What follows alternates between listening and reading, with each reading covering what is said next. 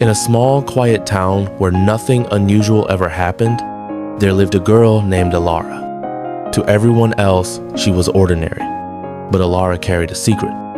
Every night, just before she slept, she heard whispers, not the voices of ghosts, but the voices of the living, people who had not died yet. They never screamed. They never begged. They only whispered their final thoughts, days before their deaths. The first time it happened, Elara was 8 years old. She heard a known soft voice beside her bed. "I'm sorry I never fixed the fence." The next morning, the old man next door was found dead in his sleep. At first, she didn't understand. Then it happened again and again. A teacher, a shopkeeper, a stranger on the street.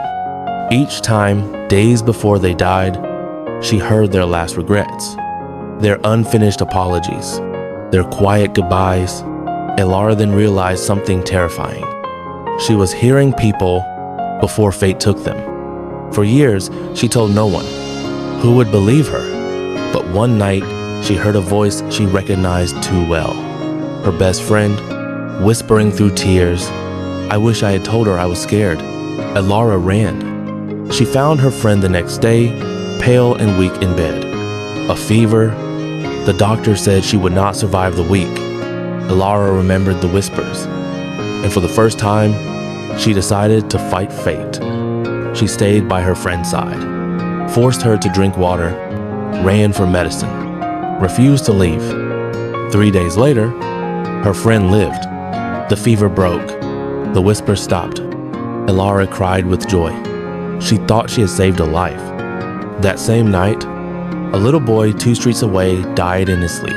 Healthy, no illness, no warning, just gone. Elara did not understand until the whispers returned. This time, louder, angrier, different voices speaking at once. She realized the truth. When she saved one life, death did not disappear. It only chose someone else. Still, she could not stop. How could she? She saved a woman from drowning. That night, a man was crushed by a falling wall. She stopped a child from crossing a busy road. That evening, a pregnant mother collapsed. Each time she interfered, someone innocent paid the price. And Elara never knew who it would be. The whispers began to haunt her. She stopped sleeping, stopped smiling, stopped saving. She told herself, I will never interfere again. Then one night, she heard the voice that destroyed her younger brother. Her little brother, who slept in the room beside hers, his whisper was barely a breath. I'm scared. I don't want to go yet. Elara froze. Her heart shattered. The next day, he collapsed at school, a rare heart condition. The doctor said he may not survive the week. Elara remembered the price. If she saved him, someone else would die. Can be a loved one, her mother, her father, her fiance, anyone. She spent nights crying on the floor, begging the voices to stop. But the whispers only grew louder. Her brother's voice faded each day, weaker, colder. On the third night, the whispers changed. One single voice spoke clearly. Not dying, not afraid. Calm, ancient. You were never meant to change fate, the voice said. Elara demanded to know who was speaking. The voice answered, when you were born, you were not breathing.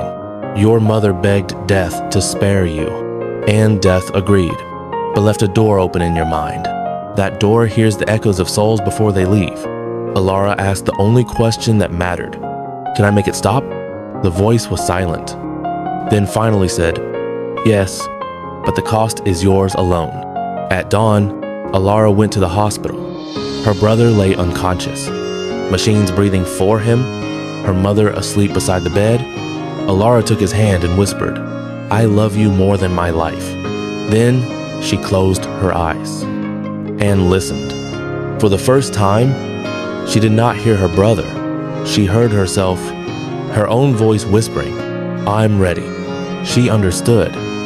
The only way to end the curse was to take the place of death itself, not trade another life, not redirect fate, but remove the balance. She leaned down and kissed her brother's forehead and made her choice. That afternoon, her brother opened his eyes. The monitor stabilized. The doctors cried in disbelief. He would live, but in the hallway outside, a young woman collapsed without warning. No illness, no injury, just silence. Elara. They said her heart simply stopped. They buried her 3 days later. Her brother never knew the truth. Years passed. He grew strong. He married. He had children. And sometimes, late at night, when someone in the family was close to death, he would hear a soft, familiar whisper beside his bed. Not afraid, not sad, just watching, protecting. And if you listen carefully, some say the girl who heard the dead still listens, so no one else has to choose who deserves to lay.